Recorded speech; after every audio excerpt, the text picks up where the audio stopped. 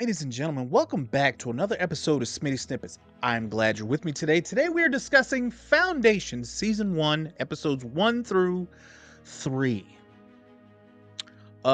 This is probably one of the greatest TV shows that I've ever seen. And I did not initially think it was going to be at first. I thought this was going to be absolute trash, if I'm being perfectly honest with you. But you're probably saying to yourself, Smitty, if it's so good, why haven't you reviewed it until now? Well, I'll tell you why. There are so many moving parts to this show. It is so intricate. There are so many things, so many names, so many places, and people are doing so much. It is so hard to keep track of all that stuff and then try to process it and then put it out. And plus, I've seen it. I don't know. I saw season 1 maybe a year or two ago. So I had to go back and rewatch this thing just so I can put this out. All for a good, great friend of the show, Leslie. Leslie, this is for you. So here we go.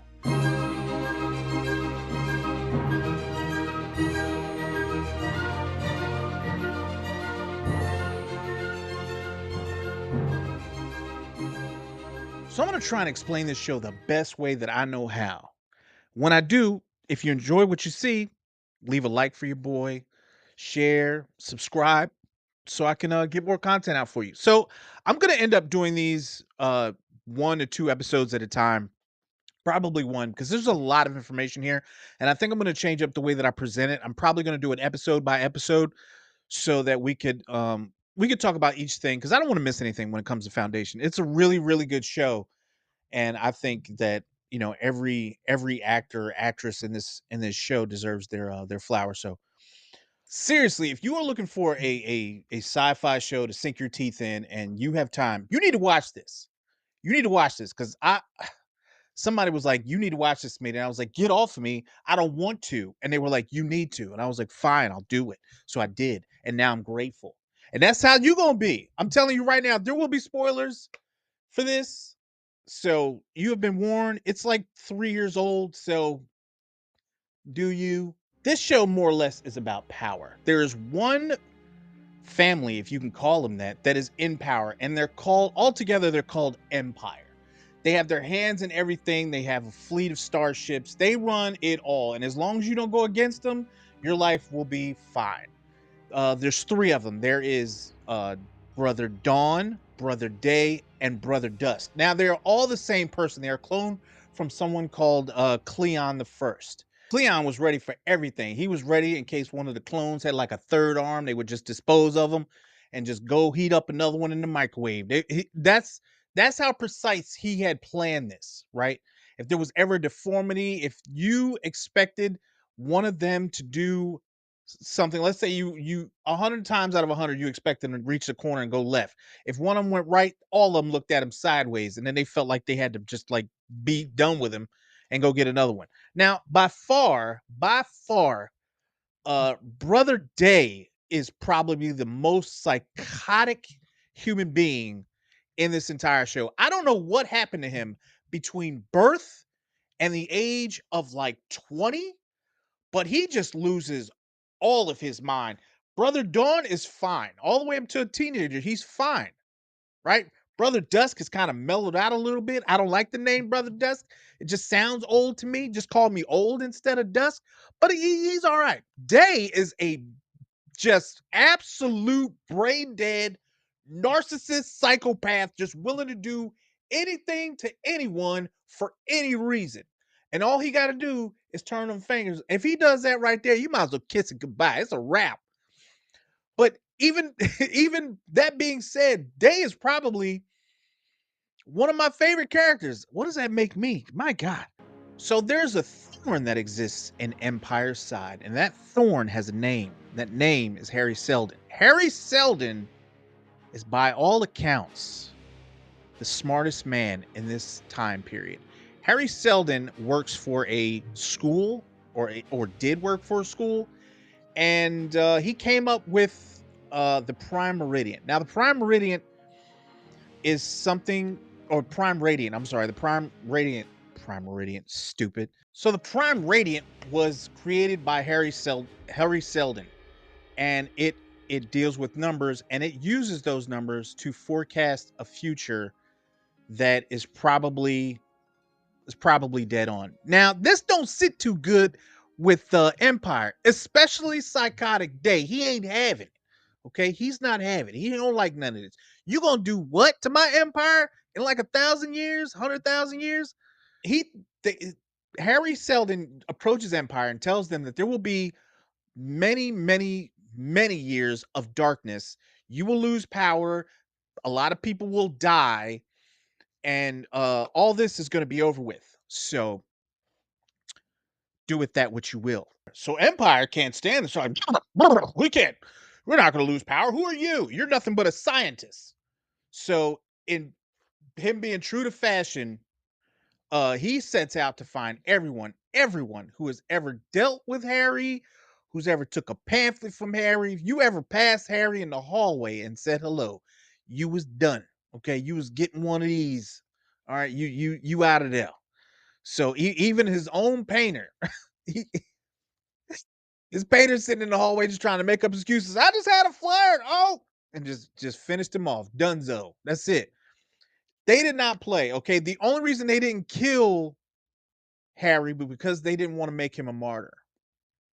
And I'm not gonna lie, like if I'm day or dusk or dawn, either one, I'm probably making that call. Like, yeah, we need to finish Harry because this could get ugly. So people hear this message, they hear that darkness and all of this is coming, and they start to. There's small pockets of people who are who are starting to rebel and go against Day, and he is not having that. Like, he has to shut that down, and shut it down. He does. He just starts taking people out, and I'm not joking. Like, he's crazy, like legit crazy. I don't know how they just didn't throw him away, but yeah, he's nuts. So now it becomes a chess game between Harry Seldon and Empire. Empire is they've gotten together and they've spoken, and they believe that if they can stop this from happening, like if what he is saying is true and they can stop it from happening, then the best course of action is to present themselves as though they are interested in trying to fix this problem, when all along they believe that at some point this could turn on them, but as long as they maintain control, they will be able to shut it down. It's such a masterful chess game between Harry and Empire that I was blown away just by that. But then you start to introduce characters like Gaal Dornick, who is my second favorite character in this entire show. Gaal is she's from a planet called Senex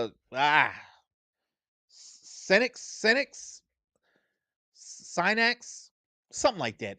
I forgot, but her parents are algae farmers, and they do not believe in they do not believe in books.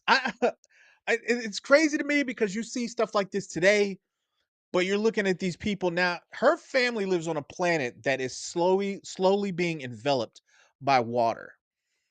Everything that was once dry is now going to be wet, and in a few years' time, their town or whatever they live in will cease to exist. Everyone who lives there will drown.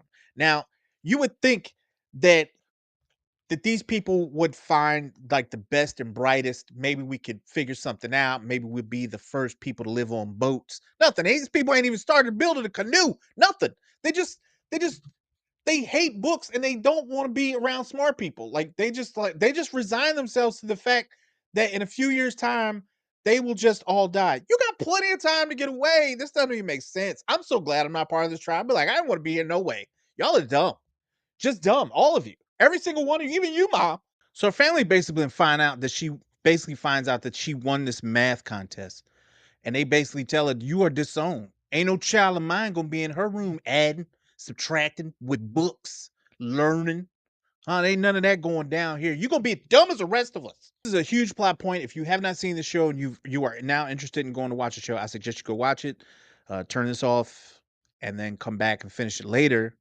Leave a like when you do, please. Uh So basically, Gail joins Harry and becomes basically his protege. He already has someone who's with him constantly, but Gail is very smart. She impresses Harry right off the bat. Um, but the entire time it was all a setup. Harry has set his plan in motion. He is using Gail to be the one who murders him. Be the one who murders him. The plan was that Harry would turn himself into a martyr. He has already established the very roots of this foundation, which has been set in motion even by Empire. They've agreed to it.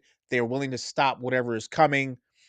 Um, both sides have their own agenda. They don't know about it yet, but um, Harry is supposed to be offed by Gale, and then Harry's male protege is supposed to take off in a basically like a life vessel, be put to sleep, and just fall asleep for many hundreds or even 1,000 years, probably a few hundred.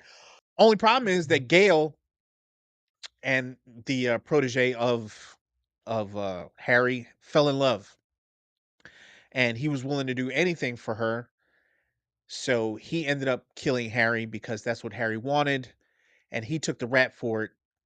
And he put Gale in the lifeboat, sending her out. Now that's pretty much all of episode 1 and 2. I'm gonna go more into depth about the different characters and their motivations and when I do episode 3. As a matter of fact, I'm probably gonna change it. Probably gonna do episode by episode, and we're just gonna do all 4 seasons like that. And I need your feedback. Like you're going to give as good as you get. You know what I'm saying? Just let me know what you think. What is that you love about this show? What specifically? Who's your favorite character? Why? Does anybody like Day like me? I don't know. Is that weird? I guess probably. But yeah, I'm excited to look at this again. So thanks for the recommendation. I appreciate it. And the donations, I appreciate that too. I feel weird taking money from people that I actually like to converse with. So please do not feel like you have to share any money with me. I would rather YouTube pay me than you all pay me. I like doing this for you guys, you know. So you never have to pay me to ask me to do a recommendation for you. Just let me know what you want to do, and I got you. You know what I'm saying? We family over here. We just having fun. So I can't wait to do episode 3, maybe episode 4, probably episode just 3 though, and then 4, and we'll just keep going. So I love y'all. Y'all be easy. Watch this next video, and y'all should go check out the Salt and Nerd podcast too. They do a really amazing job, and I really like those guys. They're pretty good at what they do. So, all right, that's it. I love y'all. Y'all be easy. Peace.